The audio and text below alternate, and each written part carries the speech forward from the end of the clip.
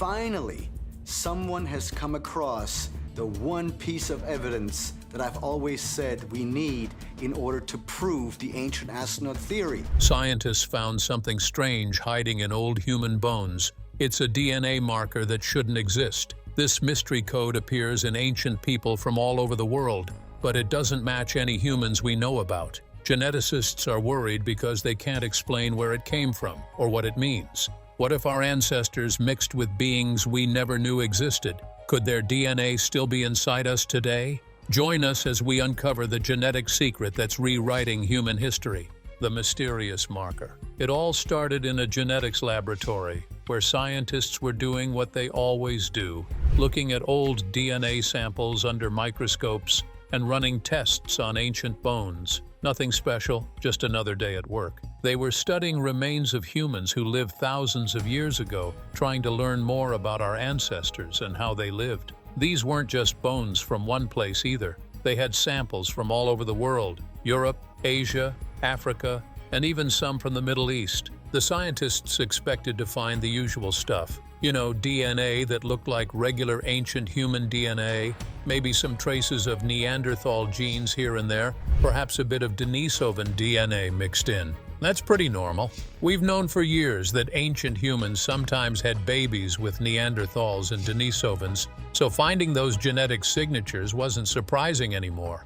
But then something weird showed up on their computer screens. There was a marker in the DNA that didn't look right. At first, they thought maybe the equipment was broken or the sample got contaminated somehow. That happens sometimes in labs, so they ran the tests again and again. The same strange marker kept appearing.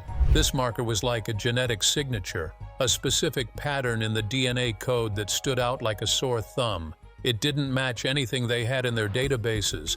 It wasn't regular human DNA. It wasn't Neanderthal DNA. It definitely wasn't Denisovan DNA. It was something else entirely, something they'd never seen before. What made it even stranger was that this marker showed up in multiple samples from different ancient humans. We're talking about people who lived in completely different parts of the world, separated by thousands of miles. Some of these ancient humans lived in caves in Europe around 40,000 years ago. Others lived in Asia maybe 50,000 years ago. Some were found in Africa from even earlier times. The timeline was confusing too.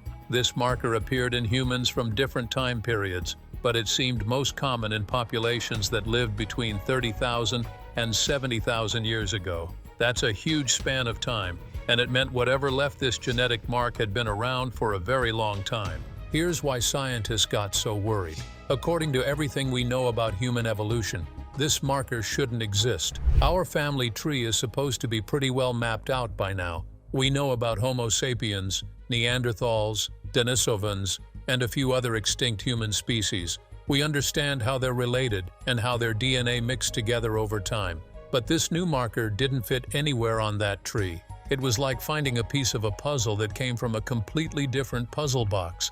It belonged to something, but not to anything we recognized. The genetic code was clearly from something human-like, or at least something closely related to humans. But it was different enough that it had to come from a population or species we didn't know about. The scientists kept testing more samples, hoping maybe it was just a fluke or an error. But the more they tested, the more they found it. This mysterious DNA marker was real, it was widespread, and it was hiding in the genes of our ancient ancestors.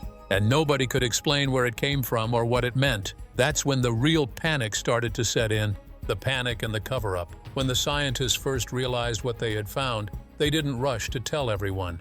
Instead, they sat in their laboratories looking at each other with worried faces. This wasn't the kind of discovery you just casually mention at lunch. This was the kind of thing that could turn the entire field of genetics upside down. The lead researchers started making phone calls to other experts around the world. Quiet phone calls, private emails. They needed to make sure they weren't crazy, that they hadn't made some terrible mistake. Within weeks, small groups of geneticists were meeting behind closed doors at universities and research centers. These weren't the usual cheerful scientific conferences where people share exciting news. These were tense, serious meetings where everyone spoke in hushed voices. Word started spreading through the genetics community like wildfire, but only among the inner circle. Young graduate students noticed their professors were acting strange, spending hours in private discussions, and looking stressed. Senior researchers were suddenly flying to emergency meetings without explaining why. Something big was happening, but most people didn't know what it was yet. The problem was that nobody knew what to do with this information. If they published their findings right away, it would make headlines everywhere. The media would go crazy. People would start asking questions that the scientists couldn't answer. And worse, the discovery could be misunderstood or twisted to support all kinds of wild theories about human origins. Some researchers argued they should keep working quietly until they understood more. They wanted to figure out where this mystery DNA came from before going public. After all, announcing that ancient humans had DNA from an unknown source without being able to explain it would just cause confusion and panic. Better to solve the mystery first, then share the complete story. But other scientists disagreed strongly. They believed this information was too important to keep secret. Hiding a major discovery about human evolution felt wrong, like lying to the public. Science is supposed to be open and transparent. Plus, keeping secrets rarely works for long. Someone would leak the information eventually anyway. There were also personal concerns at play. In the world of academic research, being first to publish a major discovery is everything. It means grants, job security, fame, and a place in history. Several different research teams had found evidence of this marker independently. Everyone wanted credit, but nobody wanted to look foolish if the discovery turned out to be wrong somehow. The tension grew worse as months passed. Researchers who were normally friendly colleagues started competing against each other. Some teams rushed to gather more data, working late nights and weekends. Others held back, triple-checking everything before committing to any conclusions. Trust began breaking down. Scientists worried that rivals might steal their data or publish first. Meanwhile, academic journals were getting suspicious. Multiple teams had submitted papers about unusual DNA findings in ancient humans, but the papers were vague and incomplete. Journal editors kept asking for more information, but the researchers kept stalling. They'd say they needed more time to verify their results, or that they were waiting for additional samples. Then the inevitable happened. Someone leaked information to a science blogger. Just a hint, really, nothing concrete, but it was enough. The blogger posted about rumors of a shocking DNA discovery that geneticists were allegedly keeping secret. Other bloggers picked up the story. Forums started buzzing with speculation. The cover-up, such as it was beginning to fall apart. The truth was going to come out whether the scientists were ready or not, tracing the origins. Once the secrets started slipping out, scientists had no choice but to dig deeper into what they'd found. They needed answers fast, and what they discovered made everything even more disturbing. The mystery DNA marker wasn't just sitting quietly in a few scattered samples. It was everywhere, woven into the genetic fabric of ancient human populations across multiple continents, like some kind of invisible thread connecting them all. Teams of researchers began mapping exactly where this marker appeared.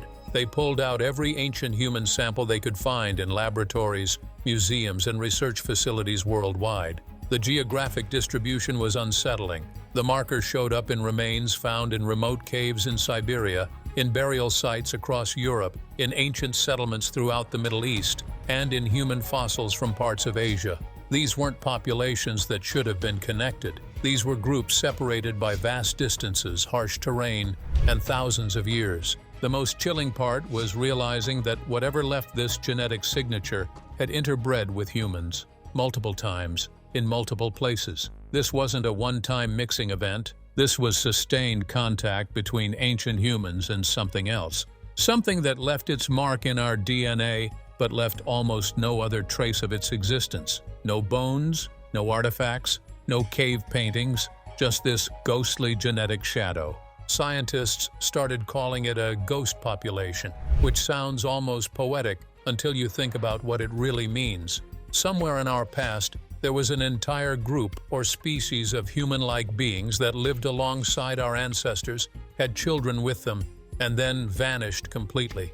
Not a single skeleton has ever been found that we can definitively say belong to this mystery population. They're gone, erased from the fossil record, existing now only as fragments of code buried in ancient DNA. Computer models were built to try to understand how this ghost population moved and mixed with humans. The models kept showing the same disturbing pattern. This wasn't random mixing. The genetic evidence suggested organized, repeated contact over thousands of years. Whatever these beings were, they weren't just occasionally stumbling into human camps. They were living near humans, interacting with them regularly, becoming part of human communities in ways we can barely comprehend now. Every attempt to identify the source led to dead ends and darker questions. If this DNA came from an unknown human species, where did they live? Why haven't we found their bones? Some species leave behind thousands of fossils, but this ghost population left nothing but genetic breadcrumbs. It was as if they deliberately avoided leaving any physical trace, which is impossible,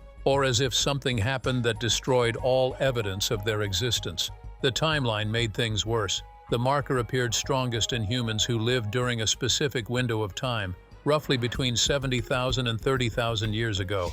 Then it started fading. By 20,000 years ago, it was becoming rare. By 10,000 years ago, it was almost gone. Something happened to this ghost population. They either died out, stopped mixing with humans, or disappeared in some other way we don't understand. Researchers examined every theory. Maybe they were wiped out by climate change. Maybe disease killed them off. Maybe humans eventually drove them to extinction through competition or violence. But none of these explanations felt quite right. The genetic evidence didn't match the patterns you'd expect from any of those scenarios. The truth was more unsettling. Nobody had any real idea what happened to them or where they went. What this means for human history. The implications of this discovery were like pulling on a loose thread and watching an entire tapestry unravel. Everything we thought we understood about human history suddenly looked incomplete, maybe even wrong.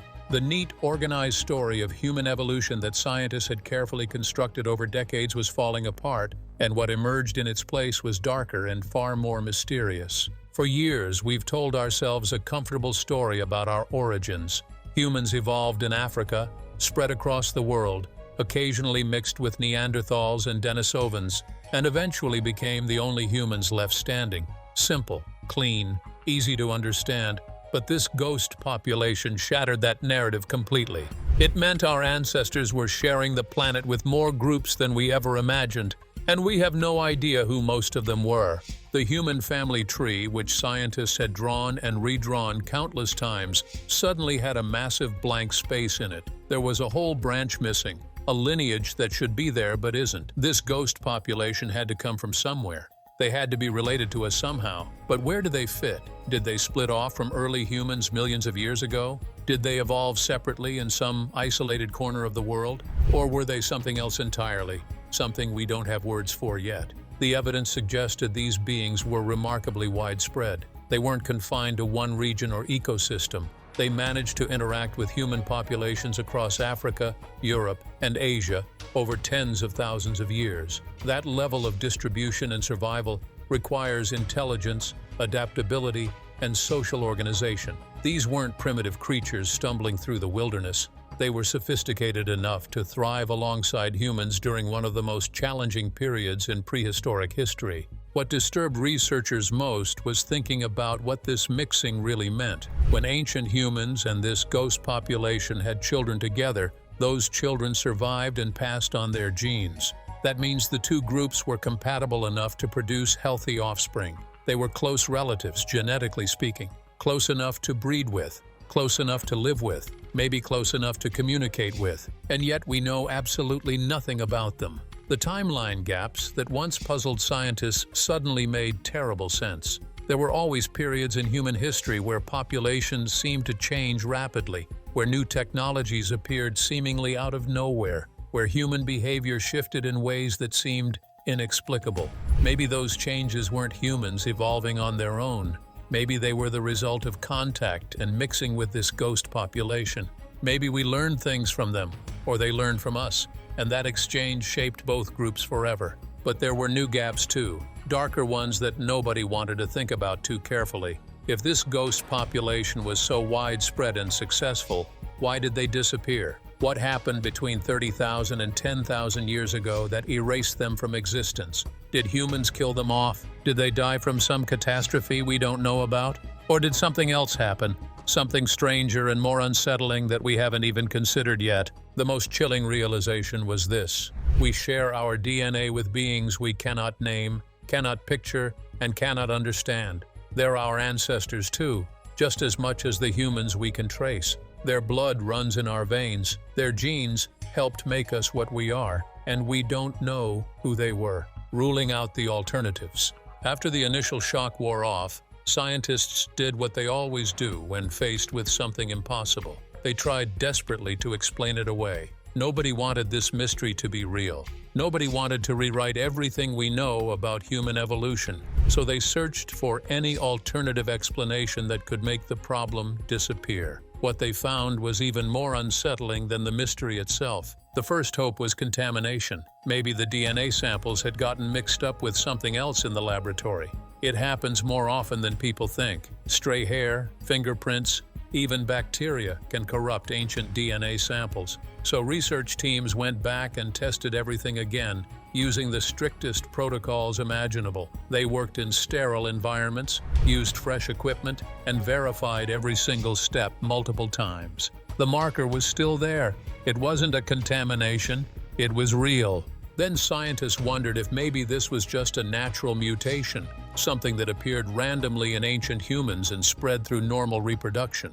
After all, DNA mutates constantly. Maybe this marker was just an unusual but perfectly normal human variation that looked strange because we hadn't seen it before. But when they ran the genetic analysis, that theory collapsed too. The marker was too complex, too different, too structured to be a simple mutation. It had the signature of something that came from outside the main human lineage entirely. Some researchers proposed the remnant DNA hypothesis, which sounded reasonable at first. Maybe this marker was leftover genetic material from a very ancient human ancestor, something that had been hiding dormant in our DNA for hundreds of thousands of years and only showed up occasionally in certain populations, like genetic echoes from the distant past. But this theory had a fatal problem. The marker appeared too frequently and too recently to be an ancient remnant. It showed up strongest in humans from 50,000 years ago, which meant whatever left it was alive and breeding with humans at that time. This wasn't an echo. This was fresh contact. Every conventional explanation failed the same way. The evidence was too strong, too consistent, too widespread.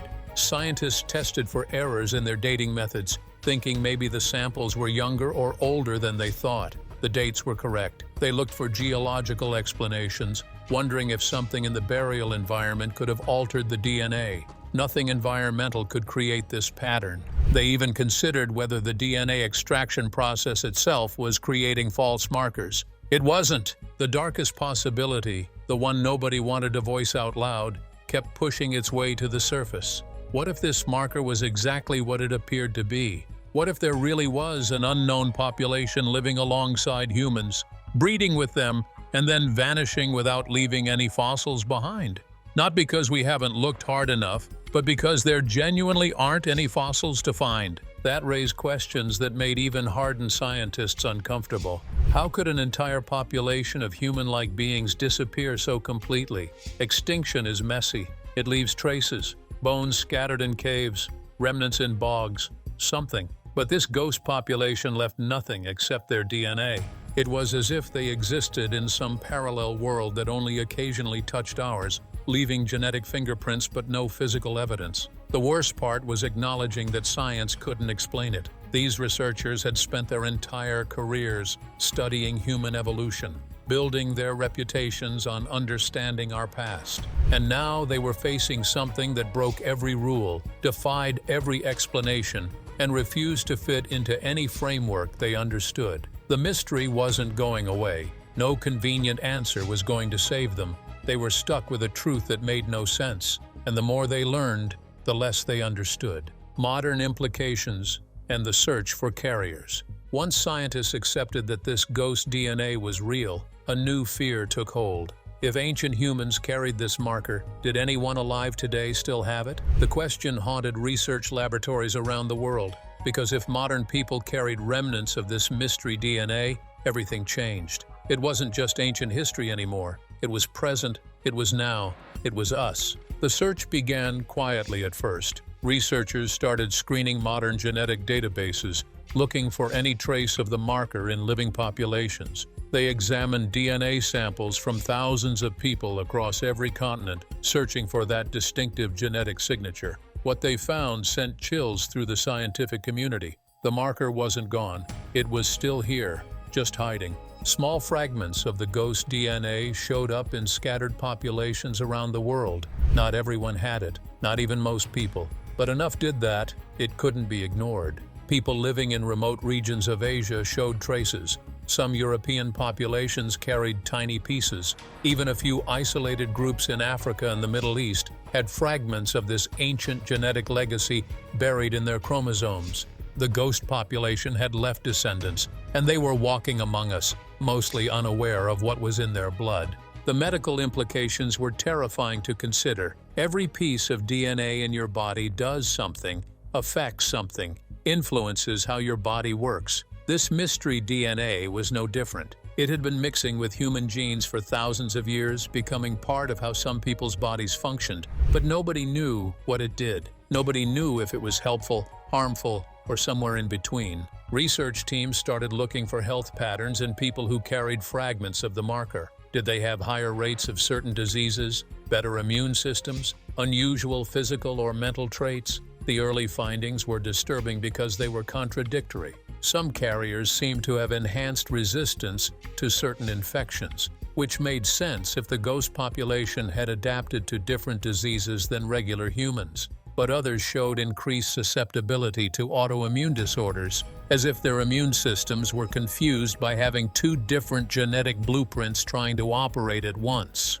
There were hints of other effects too, things researchers barely wanted to mention in their papers. Some studies suggested carriers might have subtle differences in brain structure, variations in how certain neurotransmitters functioned, changes in pain perception or sensory processing. Nothing dramatic, nothing obvious. Just small differences that made people wonder what the ghost population was really like, how their minds worked, how they experienced the world. The ethical questions multiplied like cancer. Should people be told if they carry this marker? What would that information do to them? Some researchers argued that carriers had a right to know about their genetic heritage, no matter how mysterious. Others insisted that telling people they had DNA from an unknown species would cause unnecessary panic and confusion. After all, what could anyone actually do with that information? Then there was the darker worry that nobody wanted to speak about directly. If certain populations carried more of this ghost DNA than others, would that lead to discrimination? Would people start dividing themselves into carriers and non-carriers? History showed what humans did when they thought some groups were genetically different from others. The results were never good. Scientists had nightmares about their discovery being twisted into something ugly, used to justify prejudice or worse. The research continued anyway because it had to. More samples were collected, more people were tested. International collaborations formed to pool data and resources. The search for living carriers became one of the largest genetic projects in history, driven by a mix of scientific curiosity and deep, unspoken dread. Because every answer they found raised 10 more questions, and every piece of data suggested that this mystery was far from solved. The ghost population might be gone, but their legacy was still shaping humanity in ways we were only beginning to understand. The truth that's still unfolding. Years have passed since the first discovery of the ghost DNA marker, and if anything, the mystery has only deepened. What scientists hoped would become clearer with more research has instead fractured into competing theories, contradictory evidence, and uncomfortable truths that challenge everything we thought we knew about being human. The panic has faded somewhat, replaced by a darker, more persistent unease that refuses to go away. Today, multiple research teams around the world are pursuing different angles on the same puzzle, and their findings don't always agree. Some laboratories insist the ghost population was a distinct human species that evolved separately from Homo sapiens, perhaps in an isolated region we haven't identified yet. They point to subtle genetic markers that suggest deep evolutionary divergence, maybe going back 500,000 years or more. These researchers believe the ghost population developed independently, adapted to different environments, and only later came into contact with our ancestors. But other scientists argue the evidence points to something stranger. They've found patterns in the DNA that don't match any known evolutionary pathway. The ghost marker contains genetic sequences that appear too organized, too specific, almost as if they were designed rather than naturally evolved. These researchers won't say what they think that means, not publicly anyway. But their papers hint at possibilities that make their colleagues uncomfortable, suggestions that something about this population's genetics was fundamentally different from anything else we've ever encountered. The international collaboration that formed to study this phenomenon has become one of the largest scientific efforts in history. Laboratories share data, archaeological sites are being re-examined with new techniques, and ancient DNA samples are being extracted from bones that were previously thought too damaged to yield genetic information. Every month brings new findings, but none of them provide the simple answer everyone hoped for. What we know for certain now is limited but significant. The ghost population definitely existed. They were human-like enough to produce fertile offspring with Homo sapiens, which means they couldn't have been too genetically distant from us. They were widespread across multiple continents during a specific time period, roughly between 70,000 and 30,000 years ago. And then they disappeared, leaving behind only fragments of DNA in human populations. We also know that modern humans carry remnants of this ghost DNA in varying amounts. The distribution isn't random. Certain populations have more of it than others, though the reasons for this remain unclear. Research into what these genetic fragments actually do continues, but progress is slow and often contradictory. Some studies suggest beneficial effects, others hint at potential health risks, and many show no clear impact at all. What remains speculation, though heavily debated speculation, is almost everything else. Where did the ghost population originate? What did they look like? How did they live? What happened to them? Different research teams have different answers, and nobody can prove their theory is correct. Some believe climate change drove them to extinction.